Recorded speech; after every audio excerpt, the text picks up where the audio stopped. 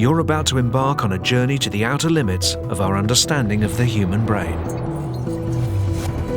You'll meet 4 people, each with a brain disorder that's weakened their grip on reality and left their sense of the world around them thrown into chaos. Philip Hornby has perfect vision, yet he has no idea what he's looking at.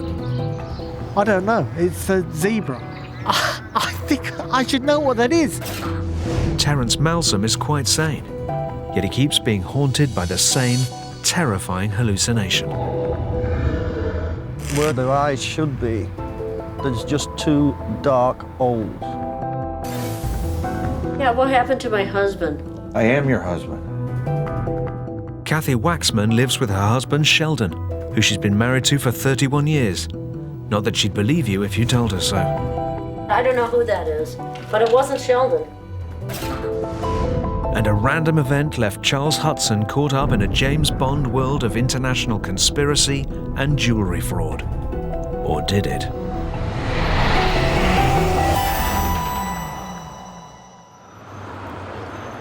Our senses are under a constant assault from a barrage of information. And it's the job of our brains to try and make sense of our surroundings. But damage to the brain can play havoc with our perception of what's real and what's not.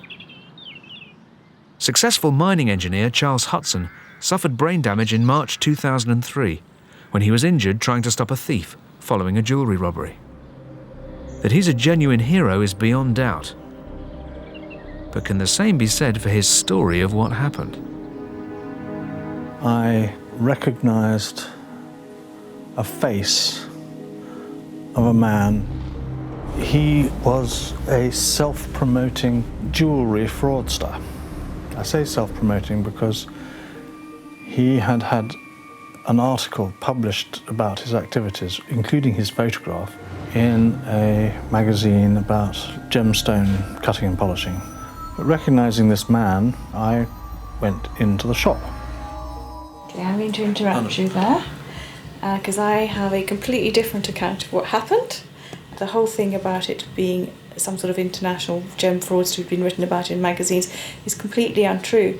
Now, somewhere along the line, maybe Charles has read some article or seen a film or something, and he's knitted that into an explanation. And it's very tough for Charles, because the more he repeats that version, the more his brain thinks it's what really happened, but it isn't. I've got the evidence. Where? In MI6, for God's sakes. Why the hell do you think I've not got it here? Because it's top secret. It's international. No, I won't calm down. Nothing is achieved in life by being calm. He remembers isn't what he thinks. But it is very upsetting and distressing. He then doubts everything else that is real, and I think that's probably a protective mechanism. But we're working on it. I want to make some serious trouble with our MI6 friends. I'm sure they'll be delighted to hear it, Charles, but they may not take it very seriously. No, they probably won't do it, or it goes to press. See, this is to hell with your journalism. I know some serious journalists who really do want the story. Which story is that? About the truth behind MI6 and this bloke. Some parts of Charles's story of the jewellery robbery are absolutely true, but others are pure fantasy. He'd gone into the local jewellers and asked to look at something, and then another man ran in, seized the piece of jewellery, ran out, jumped into his getaway car. Charles tried to intervene, but was hit by the getaway car, sustaining head injuries that put him in a coma for 3 weeks, leaving Kathy fearing the worst. Obviously, we didn't know whether he was going to live or die, and that if he came round, what condition he'd be in. Against the odds, Charles survived. Produces the area of the square. But as his physical recovery gathered pace, his doctors and family were left mystified by the strange way his brain began putting the pieces of his life back together. His memory was very scattered. It was rather like a filing cabinet's been tipped on the floor. The timeline for him was very confused. I mean, he would be convinced, for example, and quite painfully, that he'd just had dinner with his grandfather, for example, but his grandfather had in fact been dead for many years. One recurring misconception is the fear his own achievements are being called into question. I know, my whole degree from university, first class honours, is a fake because all my people who didn't like me getting a good degree said I'd faked it by having an accident. Darling, don't get upset. This is interesting. I am upset that my whole career is a fake according to a lot of people. And he starts saying, well, they accused me of lying about my degree, and it's not true. They did. I was there and you weren't. Well, I wasn't there, but I'm absolutely sure that didn't happen because you've got a first-class honours degree in the works. I know. You wouldn't have got it if there's any such question. Charles was displaying classic symptoms of a rare memory disorder known as confabulation. Confabulation is where patients try to invent stories to explain missing links in memories, and they don't realise that they're doing this. And often what they'll do is draw on past experiences, perhaps things that happened to them years before, and they'll put them in the present, so they lose their concept and context of where their memories came from. I'm assured it's not lying, and examples of this could be my misunderstanding that I discovered the theory of relativity and was in kinship with Albert Einstein, or that I had once upon a time been walking with dinosaurs. Charles's confabulations have had a devastating effect on his life. He can no longer work and requires 24-hour support from a team of carers to help keep him anchored in the real world. The advice we have is that the more he's allowed to believe something isn't correct, the more it gets laid down as a new memory, if you like, and it's incorrect. And it's very upsetting. His big fear is that somebody's accusing him of inventing things. I know the doctors keep telling me it isn't lying. No. What the hell is it if it's not lying? It's making something up which isn't true. Charles's confabulations show how the brain can react when missing vital information. But our brains can perform a similar maneuver when faced with an unpalatable truth. And while Charles is left living in a world distorted by false memories, the frozen landscape of Midwest America is the backdrop to a far more sinister form of confabulation. Why don't you talk about what happened to my husband? What happened to the kids? I am your husband, but you don't accept me as your husband.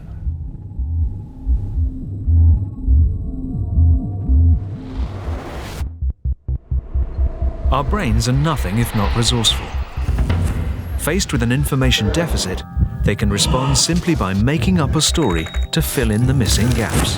I know, my whole degree from university, first class honours, is a fake because all my people who didn't like me getting a good degree said I'd faked it by having an accident. But while Charles Hudson's brain injury left him living in a world of confabulation and false memories, the secluded town of South Haven, tucked away by the unforgiving frozen waters of Lake Michigan, is home to an altogether more disturbing kind of suspended reality.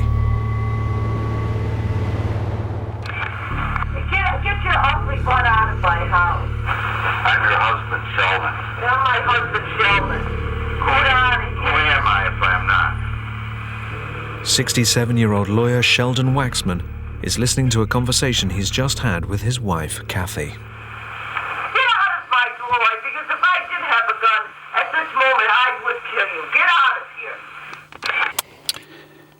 As you heard, I'm not Sheldon. I'm somebody else to her.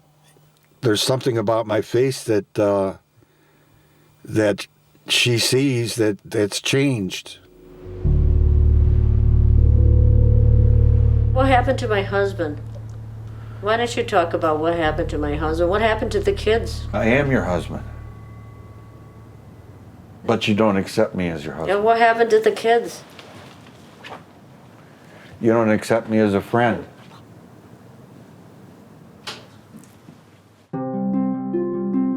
Strange as it may seem, Sheldon and Kathy's 31-year marriage hasn't always been so hostile.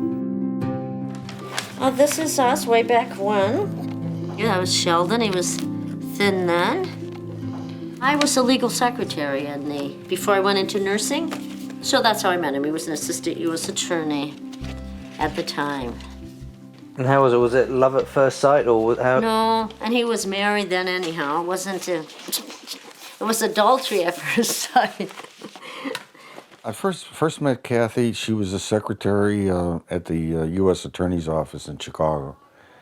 and she wore the shortest skirts, and she was a beauty, and everybody fell in love with her.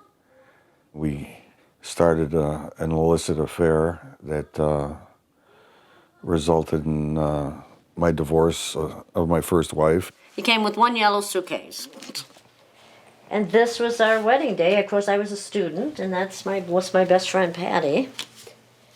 It was a moment of great happiness. You can see it in my face. You figure you're going to have a good life, and things are going to continue, and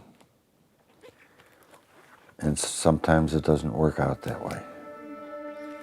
Sheldon and Kathy were love's young dream, passionately devoted to their two small children and looking forward to the rest of their lives together. But then 17 years ago, their picture-perfect marriage started to disintegrate when Kathy began to doubt their relationship, no longer seeing Sheldon as the man she married. Instead, she started to believe the unbelievable, that he'd been replaced by an imposter. So where is Sheldon? I don't know. Why don't you... That would be something to... Maybe he's in one of these assisted living. Maybe he's the owner on paper of one of them. He could be somewhere with a massive stroke, for all I know. And once again, they're doing what they do in that. Separating families is Nazi Germany. It is Nazi Germany. What do you mean, separating families? Well, that is separating families. If someone takes your husband from you and your children and prevent your children from telling the truth, if he sure the hell isn't my friend, I should have slammed his head into the wall. But why has Kathy's world become indelibly gripped by this mysterious delusion? Unlike Charles, this isn't a case of her memory playing tricks, but instead a rare perception disorder called Capgras syndrome. Typically what happens in Capgras syndrome is the patient comes to believe that people who've been close to him, typically parents, spouse, or children, have been replaced by imposters. The syndrome's named after the French doctor Joseph Capgras, who first reported the disorder in 1923, after seeing a patient who was convinced a number of her friends had been replaced by doubles. What happens is the patient looks at his father, feels nothing whatsoever, and then confabulates a reason for this. It must be that this man is not my father, he must be someone else, and that explains my feeling. In Kathy's case, her Capgras symptoms cannot be traced back to any known head injury. But one thought is that they could be due to an abnormal balance of neurotransmitters in her brain. Neurotransmitters are the chemicals and hormones that carry messages between the nerve cells in the brain. And when this vital system starts to misfire, it can lead to symptoms of neuropsychiatric illness and delusion. This is a petition to have her hospitalized. It says that she doesn't know who she is and denies that I am her husband and that her children are hers. That was written 16 years ago. Despite this heartbreaking situation, neither Sheldon nor Kathy have moved out of the family home, deciding instead to continue living together, although with clear boundaries. Kathy lives on that half of the house, and I basically live in my little 3-room apartment there. I miss the companionship of a wife, a helpmate, a supporter, somebody who loves me, that's interested in your welfare. You can hope and you can pray for change. It's just it's a matter of acceptance. Life is what it is. I accept it. Desperate to avoid a bleak future, Sheldon is making the 2-hour journey to Chicago to meet a doctor he hopes can help change their lives. Cure I'm not looking for, but if somehow she could come to accept me as a friend, not as her husband, that would be great. So if that wasn't Sheldon yesterday, Selena, who was it? I don't know. Why didn't you tell me? I don't know who it was. Of course, they can have so changed everyone's look. It wasn't Sheldon, though. I'll tell you that. I don't know who that is. But it wasn't Sheldon.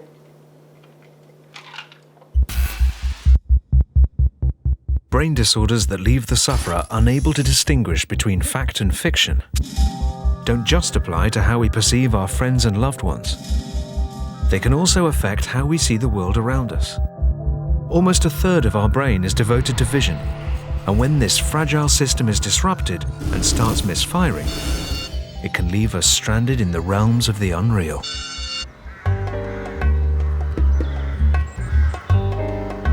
Meet Philip Hornby, a man who has a unique view of the world around him.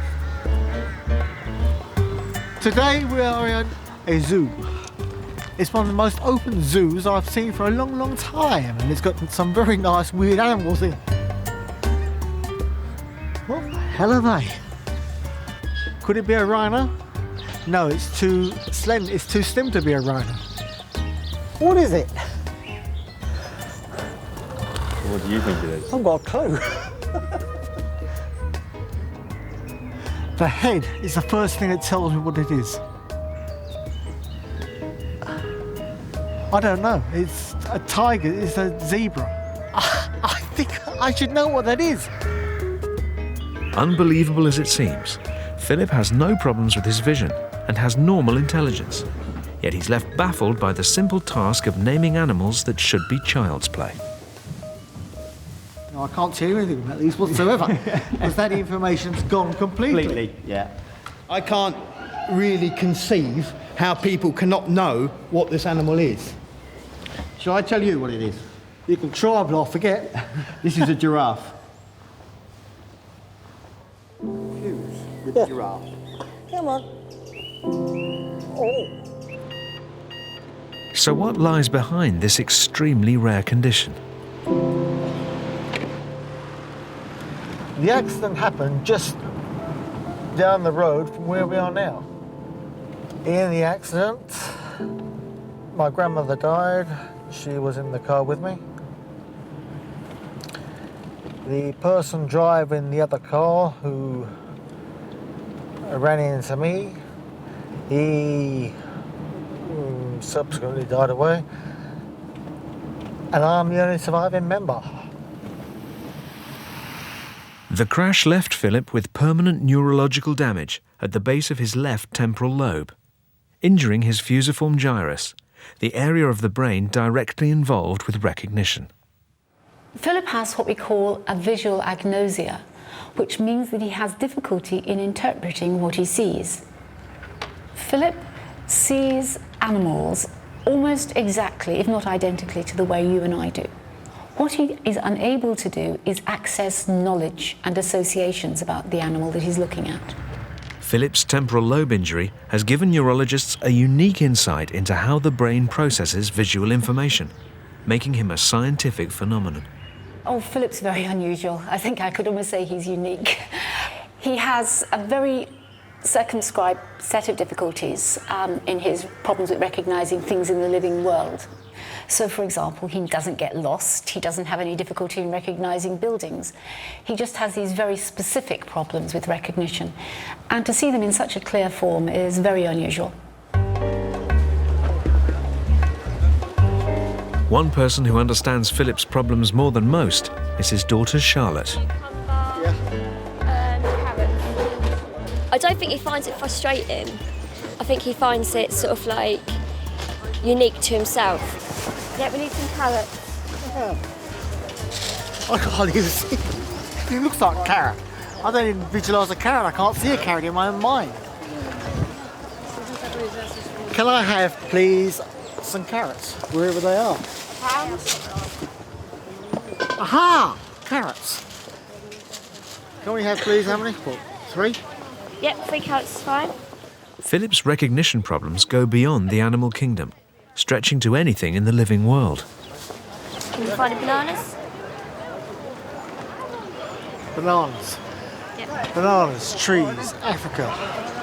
Need a bunch of them. Long, Caribbean cut, they're long.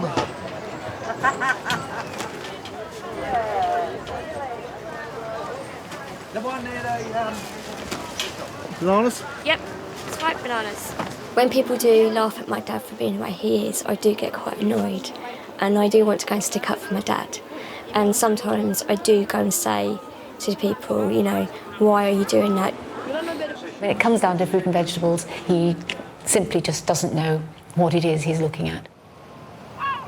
Philip's problems stem from his brain being unable to access stored information, leaving him feeling no emotional attachment to living objects, and making it impossible for him to identify what he's looking at.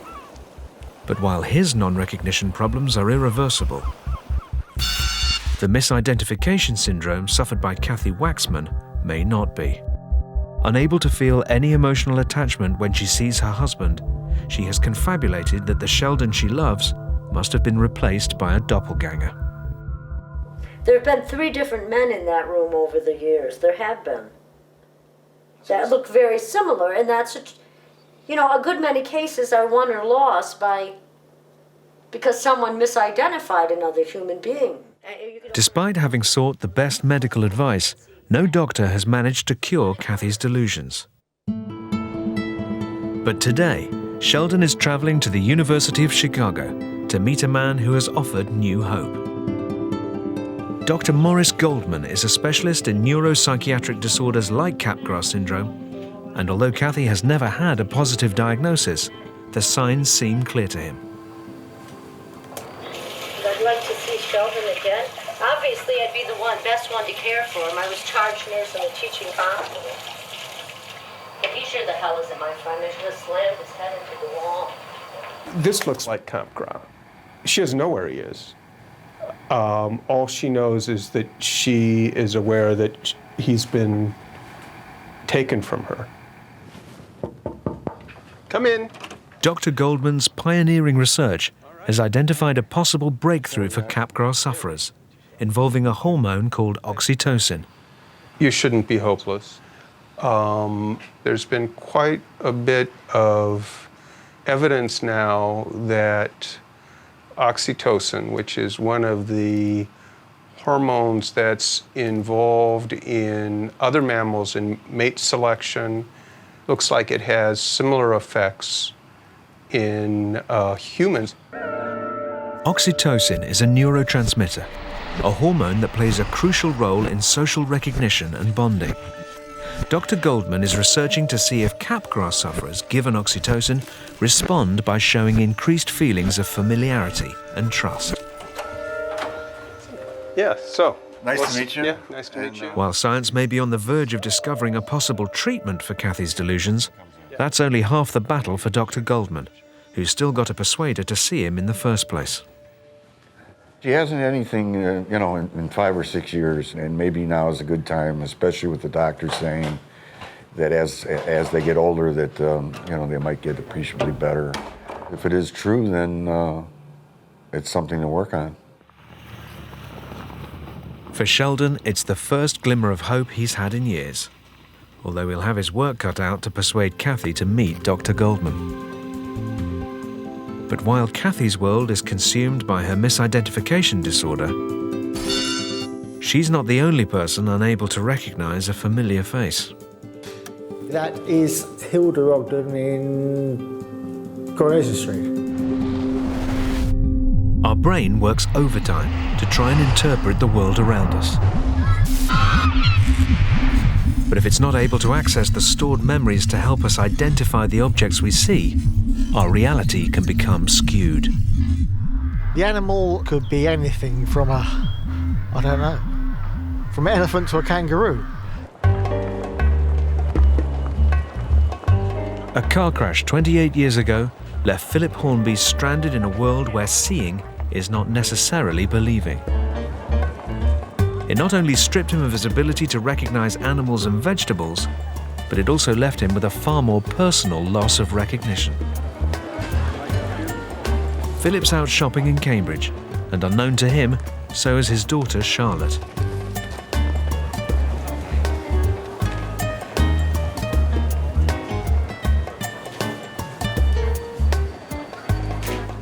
It's quite hurtful sometimes when he doesn't recognise me, because most dads recognise their own children.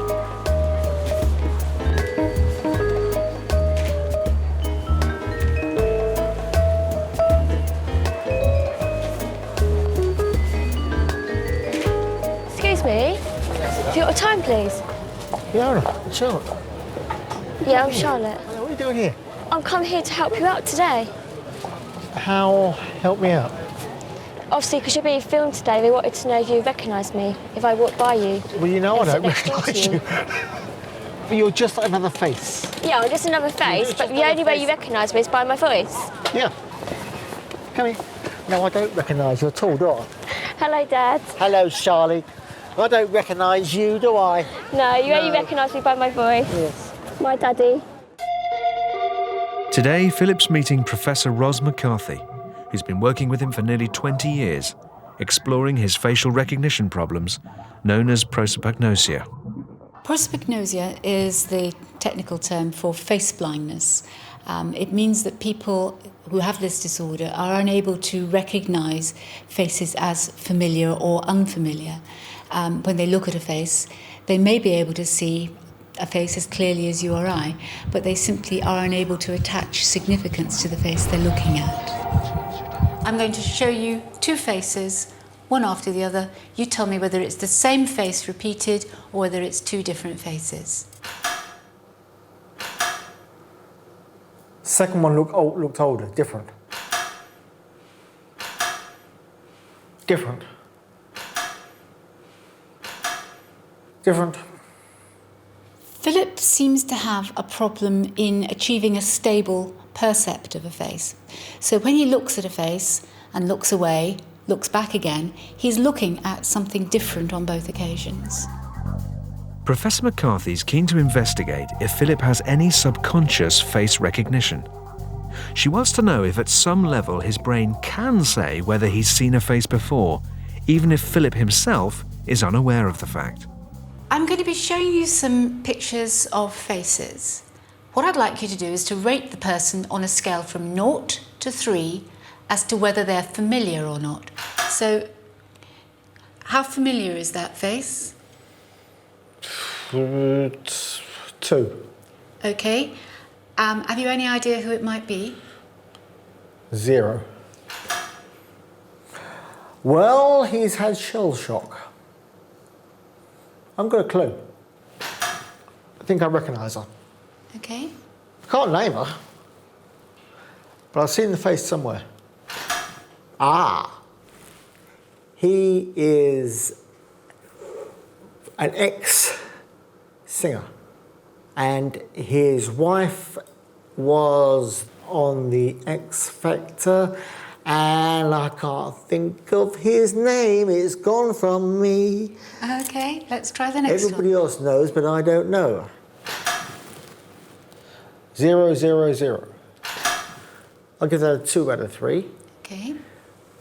I'm going to say that that is a well-known TV personality. The woman who used to play the part as Hilda Ogden in Coronation Street. A face tells you nothing about the person. The way a person speaks does. The way a person moves their eyes, it does. But a face is just a face.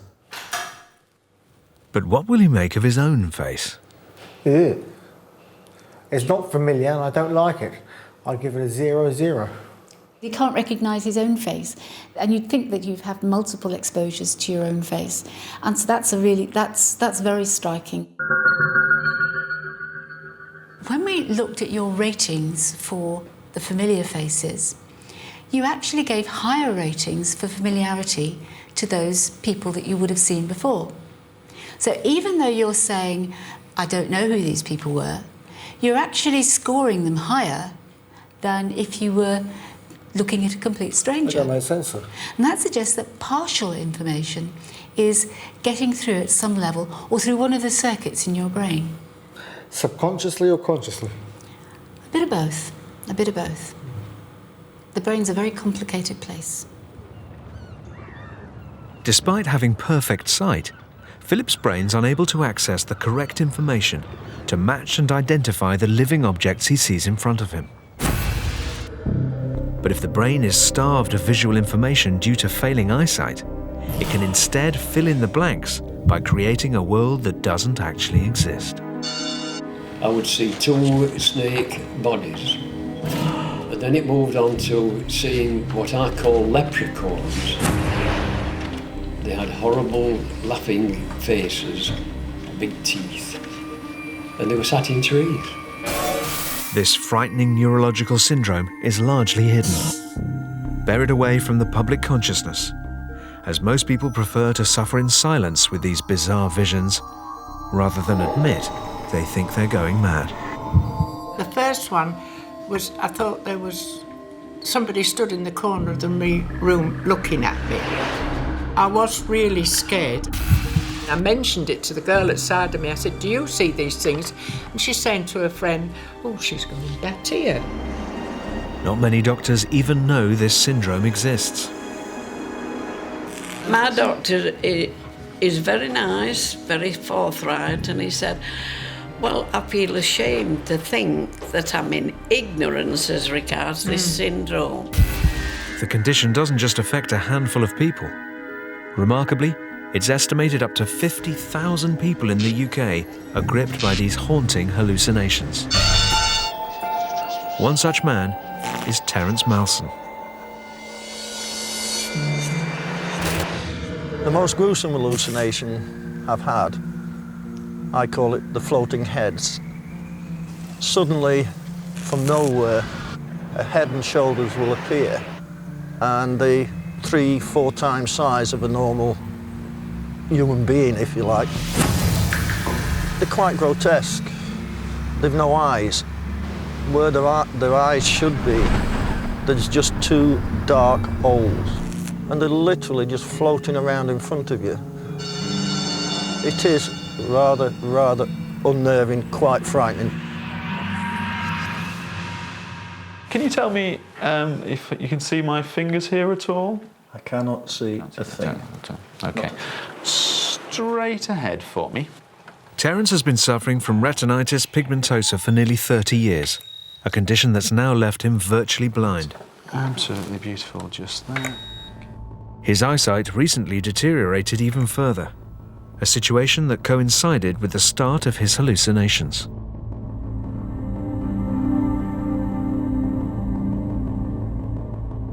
Seeing Terence suffering from these terrifying visions left his partner Linda fearing the worst. Did you think that I was going mental? Yeah, well, I did say I thought it was a joke and whatnot, yeah, and I couldn't stop laughing when you first told me, could I? Yeah, you did laugh a little bit and you tried to laugh it off, but initially you thought I were having a mental breakdown or there was something mentally Yeah, I thought it was something mentally wrong. Yeah, I did at first, yeah.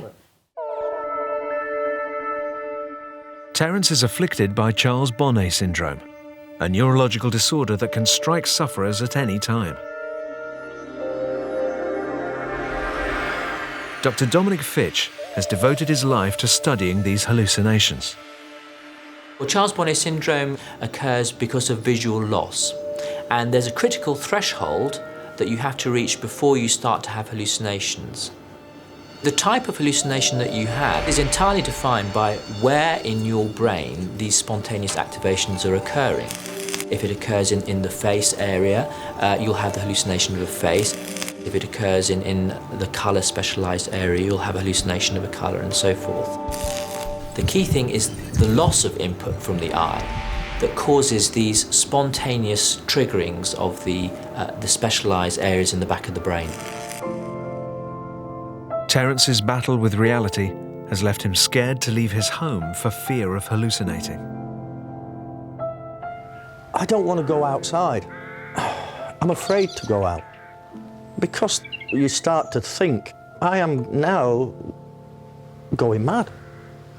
But there is some good news. It's important to realise that Charles Bonnet syndrome is nothing to do with madness. This is the response, the normal response of a brain to a loss of visual input. And it is certainly true that once you know what the hallucinations are and that you're not going mad and that they'll get better with time, then you can sit back and enjoy them. While these hallucinations are the temporary result of tricks the brain plays on itself to fill in missing visual information, delusional disorders like Capgras syndrome instead leave a longer-lasting distortion of reality. Kathy Waxman firmly believes her husband Sheldon has been replaced by an imposter. But in many other respects, she can interact quite normally with those around her. I'm a bit hungry, I don't know what I want to eat. I don't think I could take Well, more there's sweet pasta. stuff. There's pasta in some. Well, you had pasta last night, though. Very surprised that she's gotten along with you, the camera crew, as well as she has. Would you mind if I... Pasta? Yeah. You want the pasta? Of course, I said you'd have the pasta. So, yeah, something... You want a salad too? She seems like the lack of friendship that Dr. Goldman was talking about might have something to do with the way she reacts with me. I'm watching the Spartans. You're watching the Spartans? Yeah. And see, these they watched cricket and soccer and such. If every day she was like this, that'd be it'd be great, really great. With Kathy in an accepting mood, Sheldon introduces the idea of her meeting Dr. Goldman. But how will she react to seeing a specialist suggested by the man she believes is impersonating her husband? That's Dr. Goldman's card.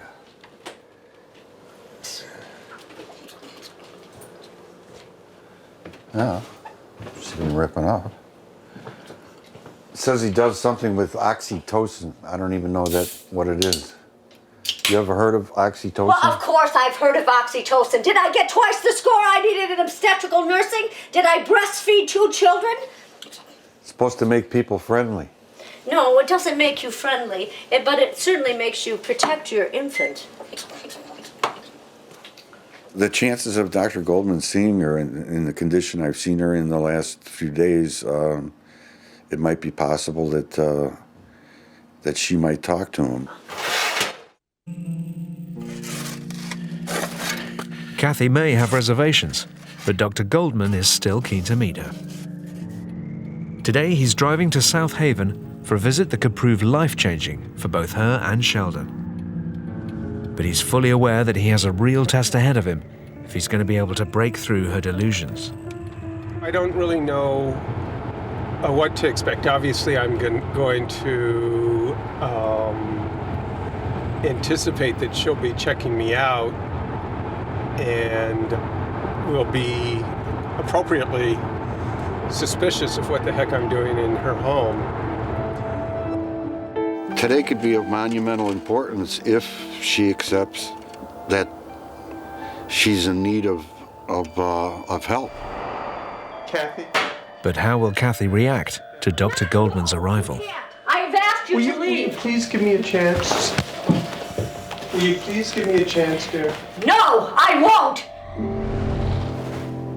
Living in the remote Michigan countryside with a husband she believes to be an imposter has left Kathy in a hopeless situation. Sheldon, though, is desperate to untangle her delusions in the hope of returning to life as a happy couple again. And today, he's invited Dr. Goldman to come and see her. There's a possibility that she may react immediately and go in and slam her door shut in her bedroom. If that happens, it would happen within 30 seconds or a minute at the most. Kathy's rejected all previous offers of help and hasn't seen a doctor in 6 years. But Sheldon's hoping that with Dr. Goldman's expertise in Capgras syndrome, she'll at least agree to talk to him. Hi. Hello? Morris, what's the last name? Goldman. Goldman. Yeah. Is your father a doctor? No, my dad, actually my dad was a newspaper man. Oh. I'm actually, I'm a physician at University of Chicago. And there was a wonderful... I saw that bogus bullshit card. I'm not, I got twice the score I needed in psychiatric nursing. So, I don't want your bullshit routine. Get out of my house. Yeah. I'm actually... Get your friend out of my house. I'm actually here... I don't give a shit what you're here for. No. Can I please sit down? No, you can't. I've asked you to leave. Will you please give me a chance? Will you please give me a chance, dear? No, I won't. Despite Kathy's hostility towards Dr. Goldman, she hasn't retreated to her bedroom as Sheldon feared. I've told you. You're treating me in a condescending way, and I'm not putting up with it. I was a very real nurse. I had a very real woman's life. I understand also you know an awful lot about oxytocin, which I was quite impressed with. Get out of my house. I was a breastfeeding mother. Anyone that's been a breastfeeding mother knows about oxytocin or that's had a pregnancy. Well, what I was going to say was my hope would be maybe you could be a nurse again, because I do think you're very intelligent, and I mean that. Well, obviously I'm very intelligent. You're not of any use to me. I think I might Get out of here. be able... Get out of here. I think I might be able to make you feel more hopeful that things could get You know, better. I'm not going to talk to you. I don't want anything to do with you. I've asked you to leave, and that's what you do when someone asks you to leave. You go.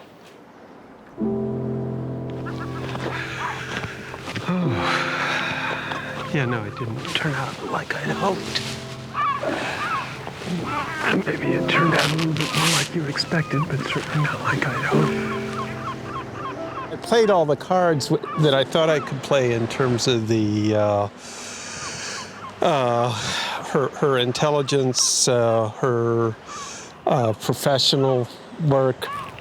Everything I said made her either more suspicious or made her actually feel like I was in some way attacking her. Yeah. Once she explodes, there's no calming her down. Yeah. Dr. Goldman knows it's a long road ahead, but he's hopeful that he can make progress with Kathy in the future. You suggested that I try calling her, and I will try calling, and you don't know whether, a little bit of headway may have been made, and maybe she'll realize that she can not have to restrict her world so much. That was where I was hoping to not necessarily get at today, but where I'd like to get at it, with her if I could establish some sort of professional relationship.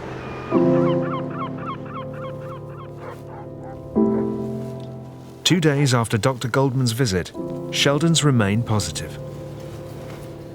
Was it worth it? Certainly it was worth it. It's always worth it to try and fix something that's broken. There's the crying baby on here. Play. For Kathy, life's going on as before. I didn't have a big nose, and someone's altered this film. Yes, they have.